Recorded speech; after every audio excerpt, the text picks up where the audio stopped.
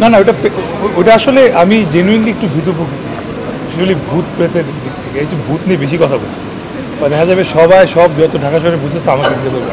দিনের বেলা হয়তো একটু ব্যস্ত থাকতাম, তো এফএমটা শুনো তো রাতের বেলা, আর রাতের বেলা একটাই প্রোগ্রাম মতো সব চ্যানেলে ঘুরে ফিরে ভূত রিলেটেড আর কি। সো ওই ভূত এফএমটাই শোনা হয়তো কম বেশি। দিনের বেলা হয়তো একটু ব্যস্ত থাকতাম, তো এফএমটা শুনো তো রাতের বেলা, আর রাতের বেলা একটাই প্রোগ্রাম মতো সব চ্যানেলে ঘুরে ফিরে ভূত রিলেটেড আর কি। সো ওই ভূত এফএমটাই শোনা হয়তো কম বেশি। প্লাস আমি নিজেও একটু প্যারানর্মাল অ্যাক্টিভিটিতে বিশ্বাস করি, বা এইসব এক্সপিরিয়েন্স করতে মজা পাই আর কি। ভাই এক্সপেরিয়েন্সটা তো শেয়ার করতেন, কোনো একটা এক্সপেরিয়েন্স। অনেক রকম এক্সপিরিয়েন্স আছে, ওটা এক ইন্টারভিউতে শেষ হবে না। আমাকে এক প্রকার 7 দিন টানা একটা বাংলোতে ছিলাম। সো ওখানে কত রকম ভয়ানক মুহূর্ত ফেস করতে হয়েছে 7 দিন টানা। প্রতিদিন নতুন নতুনভাবে ক্রিয়েটিভ হইতে ভূত আসতো আমার কাছে, ভয় দেখাতে আমি ভয় পেতাম, দ্বিতীয় দিন আমি আবার যেতাম ভয় পেতে এবং আবার ভয় পেতাম। সো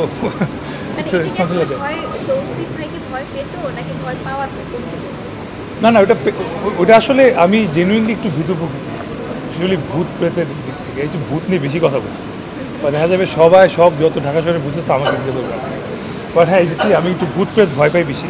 সো এরকম ওই কারণেই আসলে এত সিস্টেম করে বলছি। বাট হ্যাঁ, আমাদের ইসলামই বলা আছে, ধর্ম বলা আছে, জিন আছে। অ্যান্ড কয়েকদিন আগে আমি আমার বাসায় সিসিটিভি ফুটেজে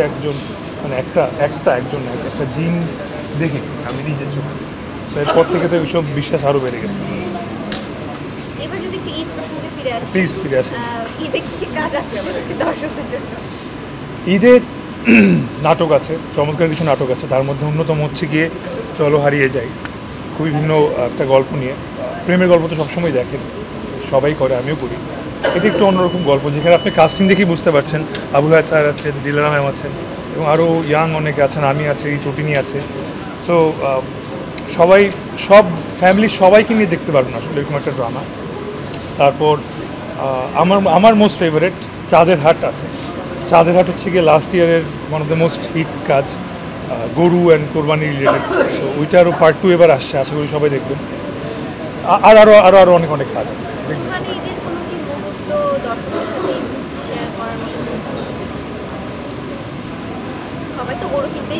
হ্যাঁ, আমি আসলে কোরবানি রাইট, একবার আমার সঙ্গে যেটা হয়েছিল যে আমি কোরবানি ঈদের নাটক শুটিং করছিলাম, কোরবানি রিলেটেড। সেটা শুটিং করতে করতে এত দেরি হয়ে গেছে যে পরদিন সকালে আমি বাসায় গিয়ে দেখি আমার গরুই কোরবানি। এটা আসলে স্যাড না ফানি আমি জানি, বাট জিনিসটা আসলে এরকম যে আসলে আমরা একটু আগে টাইমিং নিয়ে কথা হচ্ছিল, আমাদের এখানে আসলে কাজ করতে গেলে আমরা ঘড়ির কাঁটা খেয়াল রাখি না। সো আমাদের এরকম আছে, দিনের পর দিন রাতের পর শুটিং চলছে যে এমন হচ্ছে যে চাঁদ রাত পেরিয়ে ঈদের দিন সকাল হয়ে নামাজে বার হয়েছে, তাও শুটিং চলছে। আশা করি এবার ওরকমটা হবে না। চলো হারিয়ে যাই, এটি শুটিং এর কোনো মুহূর্ত আমাদের দর্শকদের সাথে শেয়ার করা যায়? মজার কোনো এটা শুটিংয়ের একটা মুহূর্ত যদি বলি, বারবার মনে আসে, সেটা হচ্ছে চাকা পাংচার হয়। সো আপনি যেরকম হাসছেন, বিষয়টা তো হাস্যকর তখন আমাদের জন্য ছিল না, অনেক বেদনাদায়ক ছিল।